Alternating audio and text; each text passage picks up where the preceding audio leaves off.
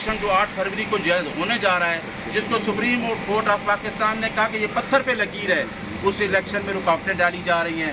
10 کروڑ سے زیادہ عوام جو ایک پارٹی کے ساتھ ایفیلیٹڈ ہے، جو فیڈریشن کی علامت ہے، جو فیڈرل کی جماعت ہی صرف نہیں ہے، جو گلگت بلتستان اور کشمیر میں بھی ہے، جو اوورسیز پاکستانی میں بھی اپنا رائٹ رکھتی ہے، جس کے ساتھ لوگ اٹیچ ہیں، جو جمہوریت کی بات کر رہی ہے، جو آئین کی بالادستی اور قانون کی حکمران بات کر رہی ہے، ان لوگوں کو ڈیفرنچائز کیا جائے گا؟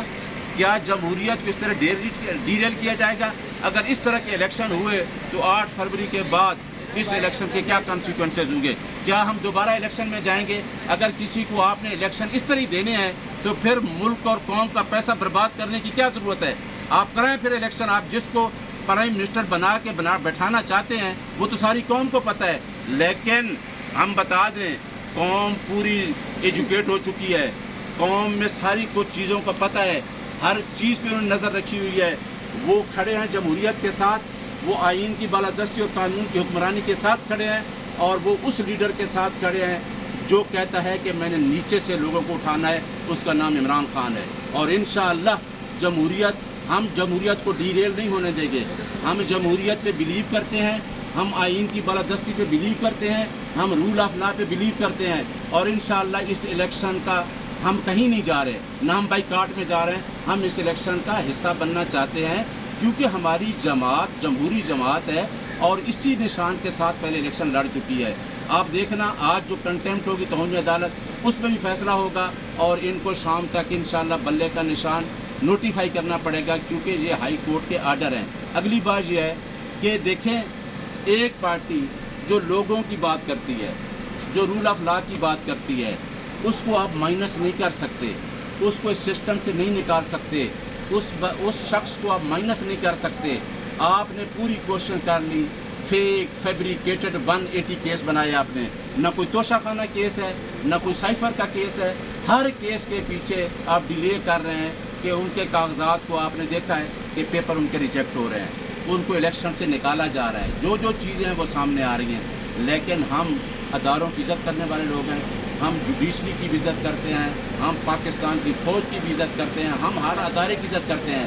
لیکن آئین یہ کہتا ہے کہ ہر ادارہ جو ہے وہ اپنی حدود میں کام کرے، اور ہم بھی یہی کہتے ہیں. انشاءاللہ یہ جو فیصلہ ہے پشاور ہائی کورٹ کا، اس کے مطابق ہم بلے کے نشان سے الیکشن میں جا رہے ہیں. اور الیکشن کمیشن آف پاکستان سے میری ریکویسٹ ہے کہ اس آرڈر کو فالو کیا جائے، لوگوں کو جمہوری پروسیس کا حصہ بننا دیا جائے، اور آئین کی بالادستی اور قانون کی حکمرانی پہ بلیو کرنے والی جماعت کو اس طریقے سے اور عوام کو ڈیفرنچائز نہ کیا جائے. کیونکہ عوام اس ٹائم کھڑی ہے، عوام چاہتی ہے کہ ہم الیکشن میں جائیں. آپ عوام کو مت روکیں، عوام کو الیکشن میں آنے دیں اور جمہوری پروسیس کو چلنے دیں. خبریں یہ آ رہی ہیں کہ الیکشن کمیشن اس فیصلے کو سپریم کورٹ میں چیلنج کرنے جا رہا ہے. اس پر آپ کا کیا سٹانس ہے؟ اگر الیکشن کمیشن آف پاکستان، یہ بڑی حیرانگی کی بات ہے، یہ بڑی اس پہ سوچ والی بات ہے کہ الیکشن کمیشن آف پاکستان کا کیا لوکس اسٹینڈائی ہے؟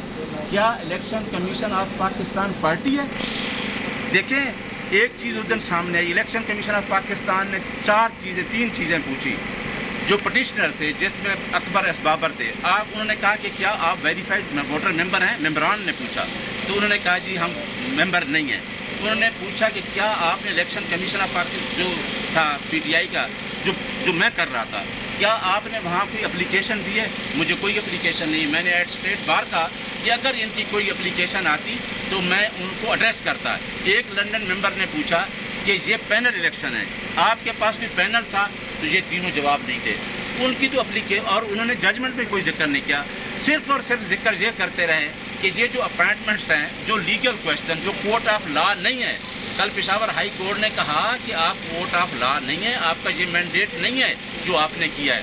تو آپ سپریم کورٹ میں جا رہے ہیں تو آپ کو پتہ چل گیا ہے کہ الیکشن کمیشن اگر ہمارے خلاف فریق بن چکا ہے تو کیا ہو رہا ہے ایک پارٹی کے ساتھ. اس پارٹی کو نکالنا چاہتے ہیں، ان کو الیکشن کے پروسیس سے اسی طرح کا جو ابھی تک بلے کا نشان جو 9 تاریخ تک ہونا تھا، جو آج ہونا تھا، نہیں ہو رہا. تو یہ چیزیں تو سامنے ہیں، یہ میلا فائللی سامنے ہے کہ کیا ای سی پی ایک پارٹی کو الیکشن سے آؤٹ کرنا چاہتا ہے. سر یہ بتائیے گا کہ سکروٹنی کے حوالے سے جو مخصوص نشستوں کی سکروٹنی ہے وہ آپ کے ممبران کی جا رہی ہے؟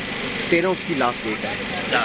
ہو چکی ہے. اور دوسری بات ہے، میں آپ کو بتاؤں کہ ایک بات آپ کے اس کوشچن کے حوالے سے کہ آپ نے دیکھا ہمارے کینڈیڈیٹ کے ساتھ کیا ہوا. میں بھی خود کینڈیڈیٹ ہوں. جہاں ہماری سیکورٹی کی ڈیٹ میری 28 تھی, مجھے کلیئر کیا گیا, لیکن 30 تاریخ کو ایک آرڈر آیا تو وہ جج صاحب نے پوچھا کہ ہاں بھائی 30 تاریخ کو آرڈر اسی طرح آنا تھا, ہمارے پیپر ریجیکٹ کر دیے گئے. اور ایسے حلقہ بھی تھا جہاں ایک کینڈیڈیٹ کے پیپر 3 کنسٹیٹیوشن ریجیکٹ ہوئے اور آر او علیحدہ علیحدہ ہیں, لیکن آرڈر جو ہے وہ سیم ہے, اس میں فل اسٹاپ کامے کا بھی فرق نہیں ہے.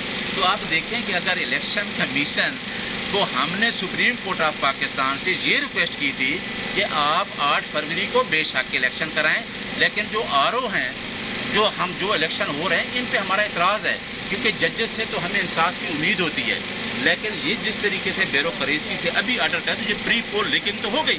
آپ نے دیکھا کہ بلک میں لوگوں سے پیپر چھینے گئے, پیپر پھاڑے گئے, لوگوں کے الیکشن پروسیس سے نکالنے کا پوری کوشش ہو رہی ہے. تو یہ چیزیں تو سامنے آ گئی. اب ای سی پی سپریم کورٹ میں جا رہا ہے. مجھے حیرت ہو رہی ہے کہ ایک کنسٹیٹیوشنل باڈی جس کا کنسٹیٹیوشن کے اندر ایک باڈی ہے وہ خود اپیل میں جا رہی ہے اس آرڈر کے خلاف. وائی یہ کوشچن تو میں ان کے لیے چھوڑ دوں.